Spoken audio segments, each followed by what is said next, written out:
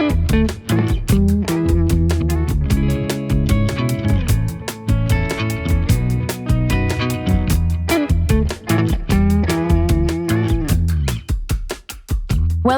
to the final episode of Season 2 of Light O'Clock. This episode is part of our Shedding Light On series, where we take a slightly different approach than our usual format. First, we'll dive into a specific topic, just like any other episode, but then we'll go in depth with our guest to shed light on their work and expertise. Today, we're focusing on the complex interaction between circadian rhythms, sleep, and mental health. Before we begin, just a quick note. In this episode, we'll be discussing topics related to mental health and mental health conditions, which may be sensitive for some listeners. So take care while listening.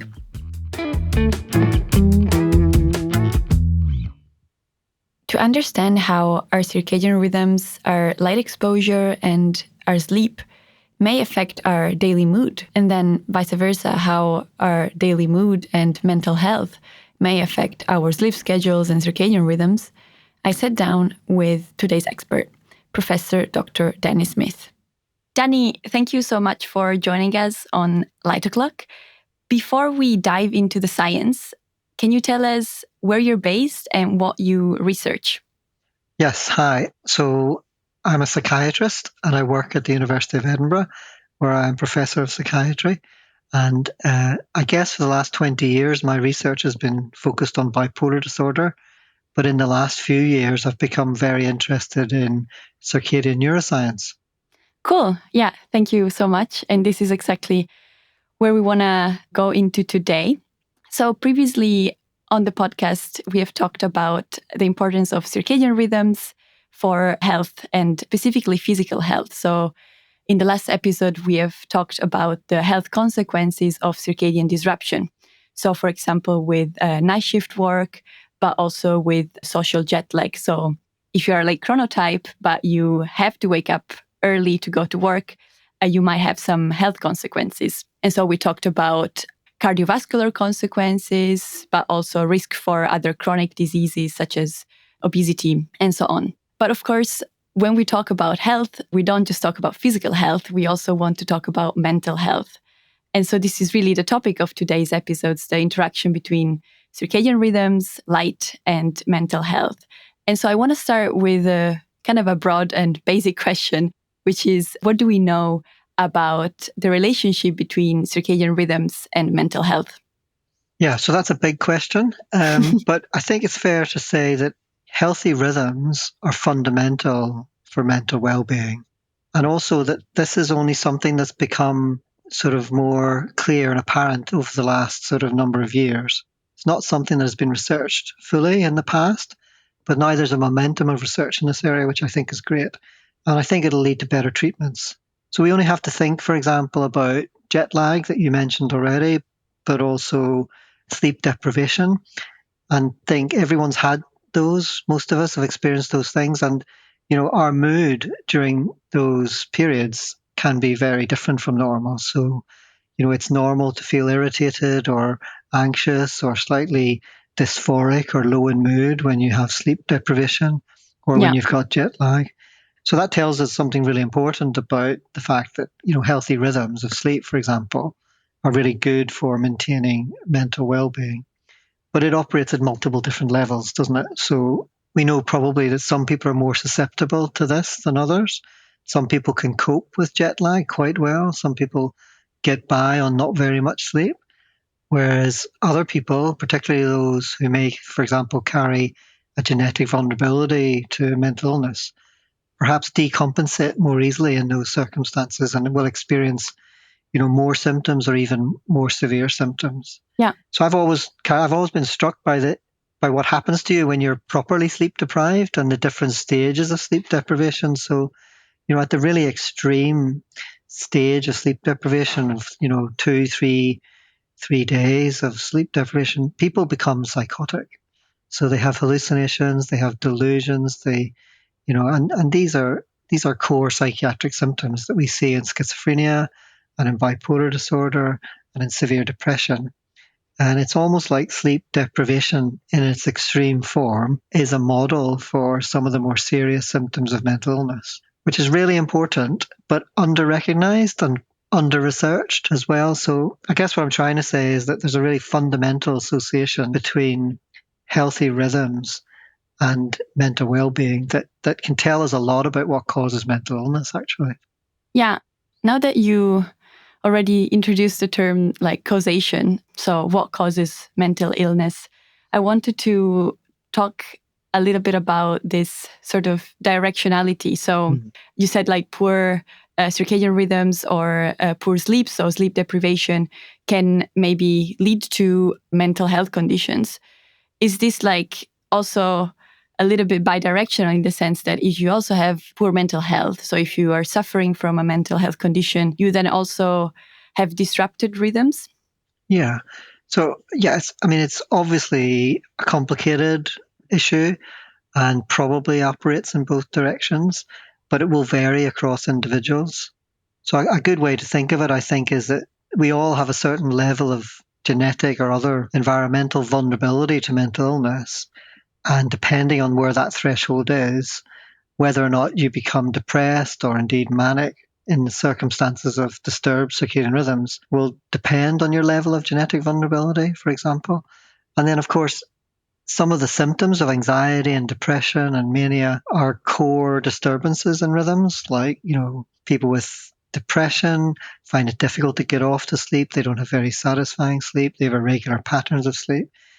And that can obviously make things worse. People with anxiety often get insomnia and worry about not sleeping excessively, and that can make things worse. So there's a really complex kind of, it can even be a vicious circle, a self-perpetuating vicious circle, whereby a bit of sleep deprivation causes some mood symptoms, causes some anxiety, causes worry, causes more insomnia, makes the sleep deprivation worse, causes depression. It can be a really complicated sort of pattern of associations. But in general, I think it's fair to say that this is likely to be a bidirectional thing for sure. And if we understood it a bit better, then I'm sure we'd have better treatments, actually. Yeah. And I guess maybe just to introduce even another level of complexity. So on the podcast, we've also talked about light as being really important for our circadian rhythm. So a signal that kind of synchronizes our internal biological rhythms to the outside light and dark cycle, and how this synchronization is really very important for our health. What do we know in terms of light exposure, light sensitivity, and mental health? So again, we know a little bit, but we should know a lot more because it's so important. And this is kind of why I do the research that I do, because I think this is an area that is really ripe for new discoveries, but also really therapeutically important. So as you said, light is the kind of most important timekeeper and synchronizer of rhythms. That applies to rhythms of mood and cognition and concentration and memory and activity, etc., etc. So, and of course, there is some data to suggest that light can be mood augmenting, and different types of light can affect our mood in terms of making us feel more relaxed or more agitated, etc., etc. And then at the more extreme end of the spectrum, no pun intended, there's this situation where people with certain mental illnesses may be more sensitive to the adverse effects of light. So we're really interested in this idea that people with bipolar disorder might be more sensitive to the adverse effects of evening light and may become more destabilized in terms of their rhythms of mood and activity and sleep in those months of the year when they might get too much light stimulation in the evening. And we know that people with bipolar are more likely to be admitted to hospital with mania during the spring, summer months. And conversely, that they're more likely to get episodes of depression in the autumn, winter months when they don't get as much light stimulation, especially in the morning. So, yeah, the seasonality of this is really important as well. Where you live in the world is obviously really important. Latitude and light exposure and different exposures at different times of the years can affect the sort of epidemiology of depression globally. So I'm not sure I've answered your question directly, but what I'm trying to say is that light is fundamental for mood regulation. as well as regulating all these other systems in the body. And why I'm interested is that it could be a clue to better treatments. Right. I think light therapies are underused in general psychiatric practice. Psychiatrists haven't really got on board with how to use light therapies properly. That can include, early morning light therapies, sad lamps, etc. But it could also be light restriction and dark therapies for things like mania. So for my money, these therapies have enormous potential, but they need to be tested further, clearly. But there also needs to be a more general appreciation of how important these things are on a day-to-day basis. We see patients in our clinic who've already started regulating their light exposure because they find that it's a way to better improve their mood at different times of the year. And really, there's a situation where clinicians are trying to keep up with what these patients are telling them about the importance of light. So yeah, I think it's a fascinating area. We need to discover more about it. And yeah, I'm excited because it could be a really user-friendly way to introduce a whole new treatment modality on top of everything else that we have. Yeah. So that's why I'm interested in it. Yeah, of course. And so just to make sure I understood correctly, so you mentioned for individuals with bipolar disorder at different times of the year, you of course get a different light exposure depending on where you live. But if you live far away from the equator, so for example, for both of the countries where we're based, so in Germany as well as in Scotland, you have different light exposures according to the season. And depending on the light exposure, if you have bipolar disorder, from what we know about this at least, you have different sensitivity to light. So for example, light at night, you mentioned, might have like worse effects on these individuals compared to healthy individuals. Is that correct? I think that's our working hypothesis. Okay. And we've reviewed the data on this actually. So Amber Rodzinski and Philip Ritter and myself published something recently in the British Journal of Psychiatry, which tried to really go into the previously published data on this issue of light sensitivity and bipolar disorder. And actually, it's quite mixed. There are some studies suggesting that it is an issue, others not finding it so much. The methodologies are very diverse and heterogeneous, so it's actually really difficult to draw any very, very firm conclusions about it. But it's a tantalizing possibility that now needs a proper systematic study. People have tried to do that over the years, but I think we're now in a situation where we have the right tools and the right resources to do it properly, and that we know a little bit more about the pathophysiology of light sensitivity as well. So I don't want to mention our HELIOS project just yet, but that is exactly what we're trying to do with HELIOS. We're trying to produce a state-of-the-art design that really allows us to get a concrete answer or a more robust answer to this question. So we've been really careful about how that study is designed and executed so that we don't waste lots of money doing bad methods and we can get a more confident answer. So yeah, I won't talk too much about HELIOS because I know you might want to come on to that later. Yeah. Before we go on to that, actually, just to get everyone on the same page, we've mentioned bipolar disorder. Perhaps it would be helpful to just have a brief description of this mental health condition, this psychiatric disorder. What are the symptoms that the individuals affected experience, and what are the treatment options that are available right now? Yeah. So bipolar disorder used to be called manic depression. It's characterized by episodes of severe depression, but also episodes of severe mania or hypomania. And hypomania just refers to a less severe type of mania, so it's is of shorter duration and less severity. But the core symptoms of mania are decreased need for sleep, increased energy, increased activity, elevated mood, maybe anger, irritability, impulsivity. So behaviors that are unhelpful, like some people are more socially disinhibited or even sexually disinhibited, or they spend lots of money on things that they don't need. So mania is a very kind of disinhibited, overactive state where people find that they don't need to sleep so much. So mania can be really destructive for the individual. And many people end up being hospitalized. So that's a core description of mania. And then bipolar depression shares some of the symptoms with more classic unipolar depression or major depressive disorder. But bipolar depression is also subtly different. So people with bipolar depression tend to have extreme fatigue, a lot of lethargy. They tend to sleep more. They tend to maybe eat a little bit more and put on weight. So there are subtle differences between bipolar depression and unipolar depression. And then bipolar disorder is a spectrum condition. So at the far end of the spectrum, we have, conditions like schizoaffective disorder, bipolar disorder type 1, where people get psychotic symptoms during their episodes, for example. And then there's a milder form in terms of manic symptoms that we call bipolar 2, which tends to be characterized by more recurrent depressive episodes and relatively brief and short intermissions into hypomanic symptoms. And then even more mild than bipolar 2 is something called cyclothymia, which is close to being a personality trait or predisposition or a temperament, where people tend to experience fluctuations in their mood over weeks and months.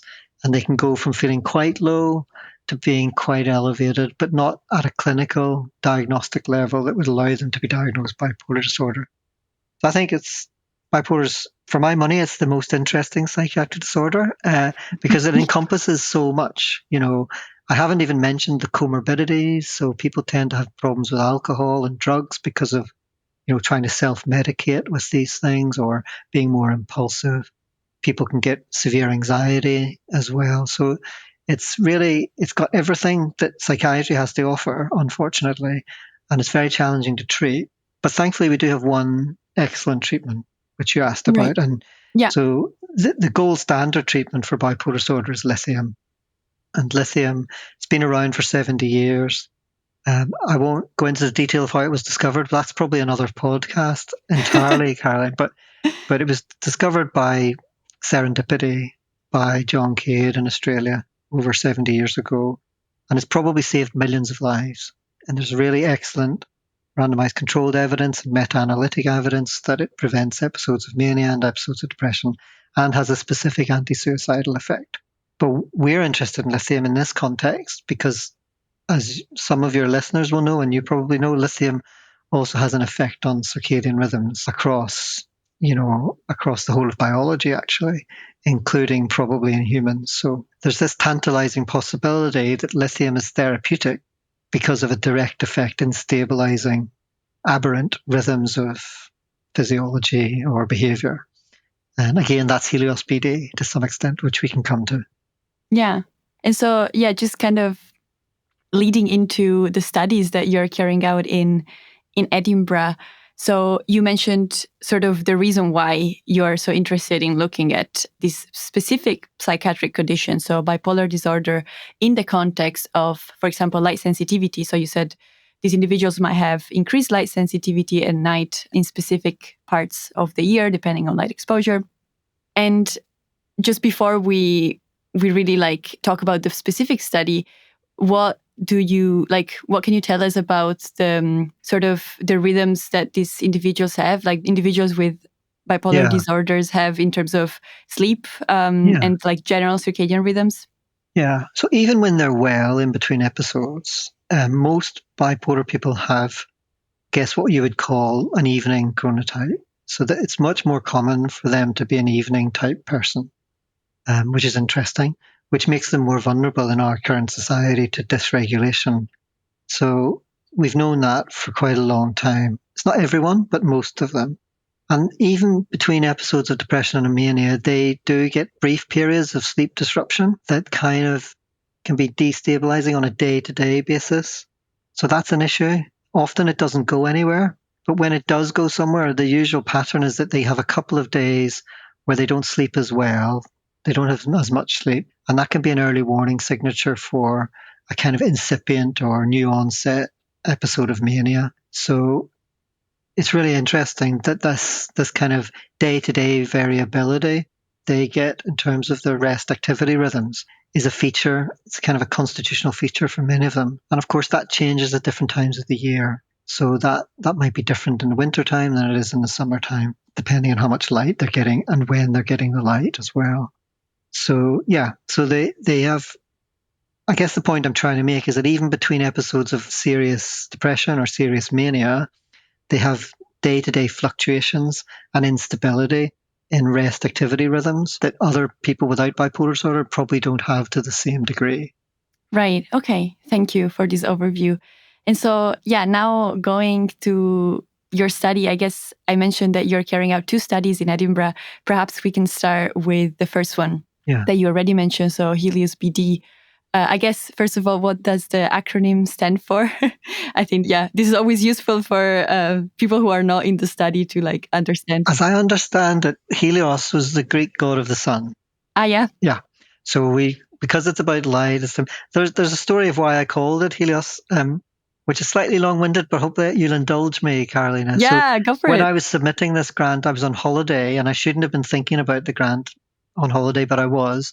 And on holiday in Devon with my family, we went to see an observatory, actually, an old observatory on top of a hill that was actually built by the person in the 19th century, actually. The person who founded the journal Nature, actually, was a gentleman scientist. And he actually discovered from this observatory the fact that helium was in the sun. And I think he named the element helium coming from the sun. He sort of made that in. So, and he named it, because it was the sun, he named it helium because of the Greek god of the sun. So I thought I would steal that inspiration for my study, and we called it HELIOS-BD for that reason. So I see. Yeah. And so BD, of course, stands for bipolar disorder. Yeah. Right. And so, what are you investigating in this study? And you sort of described to us the symptoms in terms of light sensitivity, circadian rhythms, and sleep that individuals with bipolar disorders experience. So from my understanding, a lot of fluctuations, increased light sensitivity, and fragmented sleep. So how are you investigating these things? Yeah, so there are 2 big questions that we want to answer. Number 1, is it the case that bipolar people are indeed super sensitive to the adverse effects of evening light? The jury's slightly still out on that, and we want to get a better answer. And then secondly, we want to answer the question, does lithium work because it somehow makes people less sensitive to the adverse effects of light? And the way that we're investigating this, firstly, is that we're doing some very detailed, I guess, sleep studies in people with bipolar and people who don't have bipolar. So we're getting them into our sleep lab for 2 consecutive nights, and we're measuring melatonin suppression. So, for example, in the second night, we will wake them up around just before the time of their core body temperature in the day, and we will they sit in front of a light box for half an hour, but we have measurements of melatonin being taken before and after and during that light exposure. And we're just trying to work out that whether or not the extent of melatonin suppression is different in the light-exposed bipolar group compared to the light-exposed control group. So that's quite a detailed and involved clinical study, really. So basically, because you expect melatonin to rise in the evening, right, before individuals' usual bedtime, and then you would expose them to light, and then you would see melatonin suppression. So the suppression of these hormones that is usually produced before bedtime, and that is a measure of light sensitivity. Is that correct? Yeah, that's the proxy measure that we're using. And we expect, we'll see what the data tell us, but we think that the bipolar group might have more suppression of melatonin in response to this light exposure. So that means more light sensitive, right? Correct, yeah. Okay. That's the idea. We'll see what happens. And then we want to divide the bipolar group into those who are on lithium therapy and those who are not on lithium therapy. And we will compare those groups. And what we might find, according to our hypothesis, is that those on lithium will have less suppression of melatonin. They'll be closer to controls than the ones who are not on lithium, suggesting that lithium has a kind of corrective effect on this light sensitivity that we expect to see. Lithium has many mechanisms in the brain and the body. It's neuroprotective, it has neuroinflammatory mechanisms, etc., etc. If, however, a proportion of bipolar people respond to lithium because of a core circadian mechanism, then that for me tells us that we're underusing chronotherapies for bipolar. We should be really investing in trying to find better chronotherapeutic interventions rather than psychopharmacological interventions necessarily. So most of psychiatry has spent the last 30 years trying to find new psychotropic medications with very limited success, actually. And it kind of makes me think we've been looking in the wrong place. I mean, obviously, serotonin receptors and dopamine receptors are really, really important. But what about core mechanisms at the level of the clock regulation and the ways that we regulate clock and the rhythms? So, it feels to me like if this is true, that we could be investing a lot more in chronotherapeutic development and assessment. Yeah, for sure. And so, how do you understand on a mechanistic level whether lithium has these beneficial effects on bipolar disorder patients by acting on the circadian clock? Yeah, so we're doing it at different levels. So there's actually 6 work streams in HELIOS-BD. The first work stream will be looking at that in a much more controlled way by using retinal organoids derived from the cells of people with bipolar disorder, as well as controls. So our colleagues in Newcastle and Northumbria University are doing a lot of very detailed experiments with these retinal organoids and looking at how they respond to light and how they respond to lithium treatment. It's a kind of a test tube examination of that. So we're hoping to triangulate evidence from these different approaches. You said retinal organoids, so cells from the patients are taken and then cultivated into the dish in the lab to become retinal organoids. Is that correct? Well, stem cells, induced pluripotent stem cells, are then programmed to become retinal organoids, yes. And then they're experimented on in the test tube. So that's one way we're doing it. We're also doing an experiment where people who don't have bipolar disorder, we're giving them lithium, and we're looking at what that does to their melatonin suppression under light exposure scenarios. So that's actually a small kind of mini clinical trial that's happening with people who don't have mental illness, because we want to work out, even in people who don't have bipolar disorder, does lithium have an effect on light-induced melatonin suppression? Yeah. That's a really important question. And then we're also doing some very detailed psychophysics experiments in Edinburgh with my colleague Jasna Martinovic. So she's looking at, pupillometry, pupil responses to light in bipolars and non-bipolars and those treated with lithium. She's also looking at visual evoked potentials in these 3 groups as well. And she's doing lots of other much more detailed experiments that I don't know the details on properly, but she's taking a deep dive really into the psychophysics of these 3 groups. And then we're also looking prospectively at the retinal microstructure. So we're using optical computerized tomography and other imaging approaches to look at different layers in the retina. And we're doing that over time. So we have a theory that if someone has bipolar, that they might have thinner retinal layers, and that this might be one way that they're more sensitive to light. And also that those on lithium actually have some kind of restoration of their retinal thickness, because lithium is neurotrophic. So maybe lithium works by making the retina more resilient and better functioning. So again, we're doing a prospective 18-month follow-up of detailed retinal microstructural imaging in the 3 groups as well. So there's the people who volunteer in Edinburgh actually sign up for an 18-month period of assessment that starts with the sleep studies and goes through the psychophysics and then right through to the retinal imaging over time. Wow. So it's very comprehensive and you really follow up these people over a long period of time. Yeah. How easy is it for these participants to participate? And I guess how easy is it for you to find them? What is the prevalence of this disorder? Well, bipolar affects about at least 1 in 100 people, probably slightly more than that if you think about the spectrum conditions. Yeah. But we thought it would be a real challenge to recruit people to such an involved study. But actually, people are really enthusiastic. So we get a lot of help from Bipolar Scotland, who are the main charity for bipolar people and their families in Scotland. And they have helped us a lot about telling people about the opportunity to take part.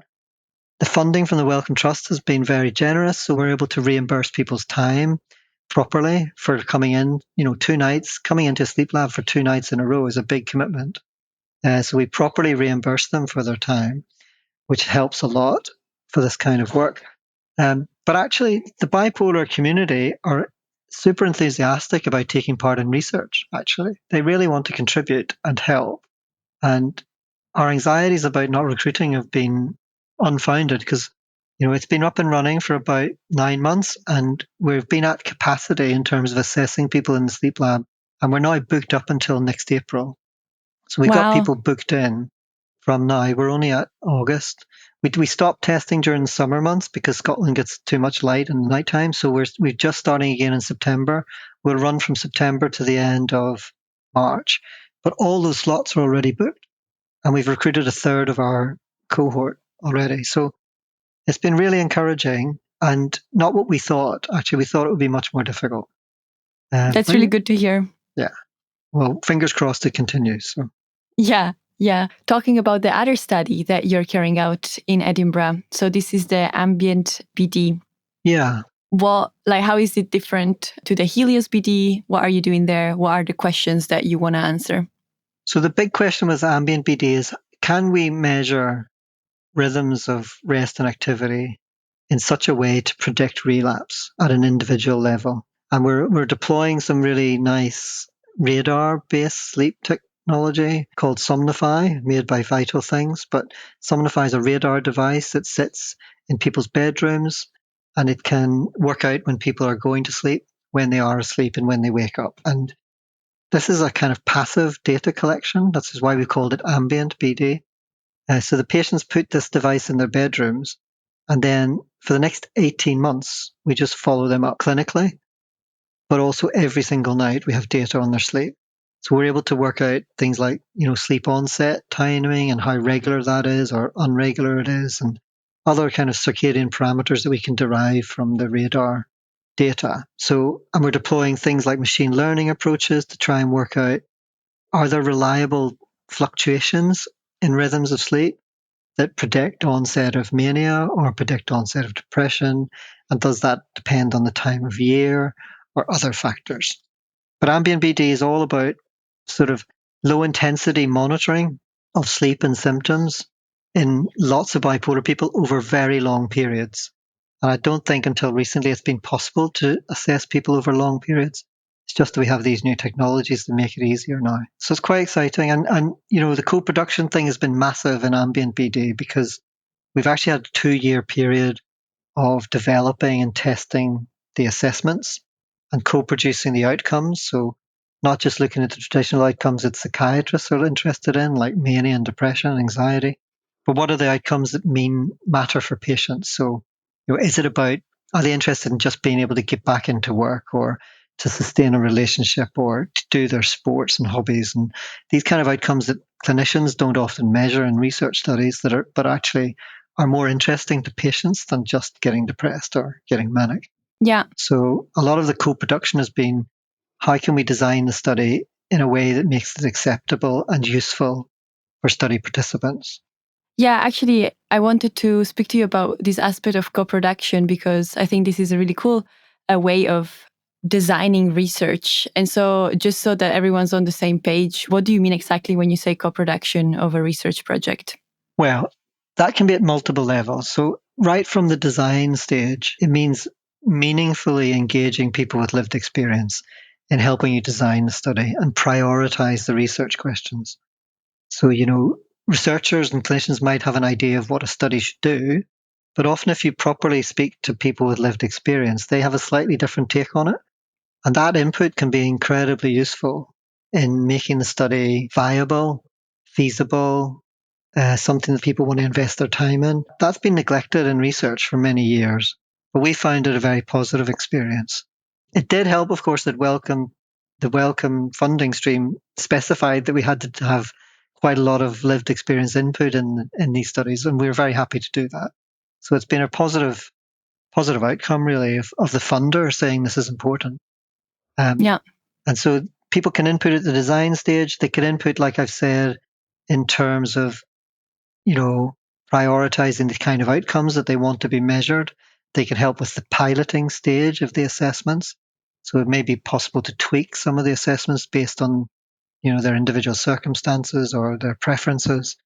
And then really importantly, they can really help a lot with the dissemination of the work and, with recruitment and, putting word out there about the study and telling people about the impact of the study. So, we have a lived experience panel for AMBIENT-BD who are involved in all of the work packages.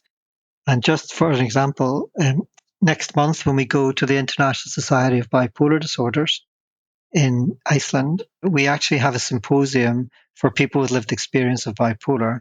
And our Ambient and Helios lived experience groups will be presenting on the work that they've done during the two studies in a symposium there. So they're really actively involved. Some of them are actively involved as peer researchers as well. And these are people on the research team who have lived experience of bipolar. So these are people with PhDs and a research background who happen to have bipolar disorder, who can be incredibly useful for delivering this kind of research. Yeah, I see. So it's kind of really this active collaboration between all the different people involved, right? So traditionally, you would only have researchers kind of formulating hypotheses and then deciding how they're going to test them. But with this approach, it's more interactive also with the people who are, affected in the first place. Yeah. And it's surprising that researchers don't know everything. Yeah. Once you ask people about these studies, if people have got real lived experience, it can be very, very instructive in terms of the study design, but also engagement. We want people, we're saying, like, what would keep someone in an 18-month monitoring study? What are the kind of incentives that are actually meaningful and useful? And they're often not what the researchers think. Yeah, of course. How do you feel like this input from the co-production with this lived experiences panel helped you? So you said a little bit about adjusting like how you were going to monitor them. Yeah. So how often is it acceptable for you to ask them to rate daily symptoms of mood and anxiety and suicidality and this kind of thing? So only when you properly engage with people will you design a protocol that's actually deliverable. And I think a lot of studies fail because they have these overambitious, detailed protocols of assessment, and they've never bothered to ask the research participants how acceptable these protocols actually are. And they wonder why they can't recruit, and they wonder why they have a massive dropout, et cetera, et cetera. So we're trying to just maximize recruitment and retention in the studies. And the way to do that is to ask people what they think about what they're prepared to do. Yeah, to design the study in a better way from the first place for people to actually stick to it, right? Yeah, hopefully. Yeah, great. Hopefully. Yeah. Yeah, I wish you all the best with this. And I think this is a great note to end our chat on. If people want to learn more about these studies, where can they get the information? Yeah, so we have websites, so HELIOS-BD.com or AMBIENT-BD.com. Great. Yeah, you get lots of information now. Yeah, there are some great videos as well I have seen. Great. Thanks. Yeah, thank you so much. Yeah, it was really interesting and insightful to speak to you.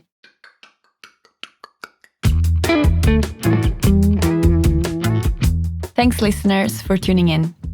If you'd like to find out more about circadian rhythms, light, and mental health, and how all of this interacts, you can check out our show notes for more resources. You'll also, of course, find links to Danny's studies in Edinburgh. As always, feedback is most welcome. I know I say this all the time, but it would be so nice to hear from you and to kind of know that there is someone on the other end listening to this. Don't forget to follow us on X, previously known as Twitter. Our handle is @LightO'Clock, and on Instagram we are @LightO'ClockPodcast. I know I said that this is the final episode of Season 2, but actually we already have a special episode ready for you. And this is coming out at the end of the week on Halloween Day, because it's going to be a spooky Halloween special, and I can't wait for you to hear it. After this special episode coming out on Thursday, 31st of October, we'll have a little season break, but actually we'll come back every now and then for some other special episodes that we are preparing for you. But after the special episodes, there's also going to be a Season 3. So basically, enough Light O'Clock content that's waiting for you in the new year. Catch you then! You've been listening to Light O'Clock. This episode was produced by me, Cara Guidolin. Scientific facts were checked by Manuel Spitchen. Music, mix, and sound design were done by Ingo Begnarek. Show notes and additional resources were created by Maidel Fernandez Alonso. Our social media team includes Hanna-Sophie Heinrichs, Nilo Fartabande, and Zara Alkaf. Lucian Bickerstaff helps with the distribution, and Anna Magdalena Billa is our test listener.